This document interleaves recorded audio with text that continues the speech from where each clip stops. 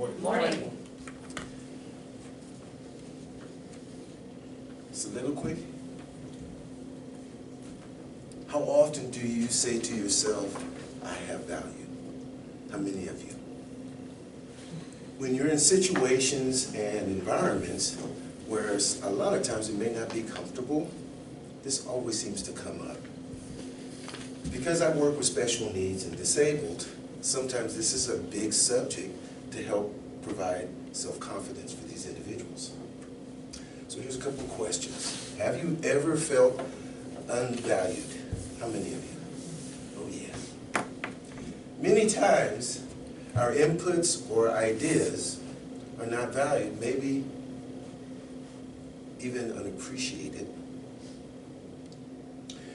As an example, being new to this group, the value of you is to pay attention and listen.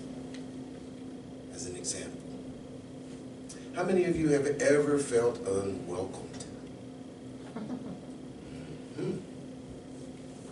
This is good. This is good. It's about being left out and or excluded. As an example, our meeting was not directed towards you. We'll get back with you with the results and outcome. How many of you have ever been a title holder? Just holding a title. A lot of times, people have titles that don't really do anything. It's just a title. You feel pretty non-appreciated. Carrying a title without responsibility is usually a really good one. And that is scary, especially for those that are not confident. We would like your thoughts a little later. So how do I overcome this? This is something I have felt in a lot of environments, coming from the military, coming from being a military dependent, coming from being an ethnic group of an Air Force dependent versus an Army brat. Yeah, we have a lot of them. So how do we fix that? So one of the things that I did to help me out, and I do this about every other month. How many of you have written a resume? All right, that was everybody, 100%. This is good. So what I did was when I retired from the military, I wrote two. I wrote one which is more civilian, and then I wrote another one which is federal. The federal one was more engaging because not only was I supposed to be specific on duties that I had, no matter where I was located, but additional duties with descriptions.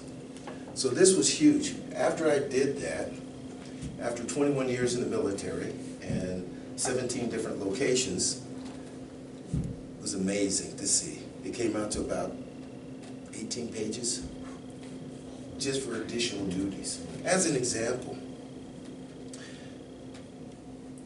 3 years I managed sales support and IT hardware and software in assigned territory and accounts.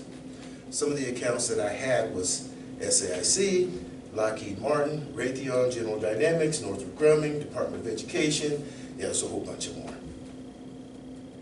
Another one that I had was 5 years. I was an advisor to the Joint Chiefs of Staff for emergency action messages and national command authorities and the worldwide military commands in the event of threats to North America. I also advised St. NORAD and the battle staff personnel on force postures attained commands worldwide. Ooh, that was a lot to say, wasn't it? But very, very important. As additional duties, this was what I found was really huge. Because no matter what job that you have, you always will pick up an additional duty. So enlisting these additional duties, as an example, cryptographic vault operator. Yeah. Sensitive Compartmental Information Facilities NCO of 2 facilities. I know everybody's stunned. They're like, that sounds really high powered. and also primary custodian. I was a ComSec custodian. I was even a unit fire team member with the pack and the helmet. And, oh yeah, that was rough. And this what I thought was really interesting. I was a NBC team member, nuclear, chemical, biological warfare. So I learned to decontaminate people from nerve agents, all that kind of cool stuff that they use in combat. So what I'm getting at is, if you start to list the things that you have done in whatever detail that you would like, you'll come up with so many different things that you actually have value to bring.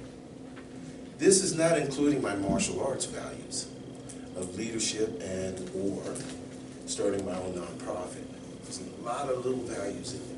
These are one of the things that I try to include with my students, especially those that are, we find more in the autistic group, because they're kind of shy back. Well, I know I can do this, but I don't really want to tell you I can, because I may not be able to do it that well. So I have them list the things that they've done in their own words so that they can review it. Because I go through my stuff, and the list that I handed you, these are skills and expertise that people understand. Now granted, I'm 60 years old, so I've got quite a few, and this is just to name a few. But as students start building up, even the children, as did you volunteer for this? Did you help out with this? Did you do this? After they start reading it to themselves of what their accomplishments are, it's pretty much an easy fix. Pretty much an easy fix. So this is what I challenge to each and every one of you. Start writing it down. If you haven't, you got your resume, get a little bit more detail. Because a lot of times you'll find additional duties and just little bitty things will bring out all of this kind of stuff. Programs manager, proposal writer, security, well, okay, maybe not security clearance, but negotiating with contracts. It's all there. It's all there. So try it. See what comes up. And I guarantee you will be amazed. And then you will know what you're valued.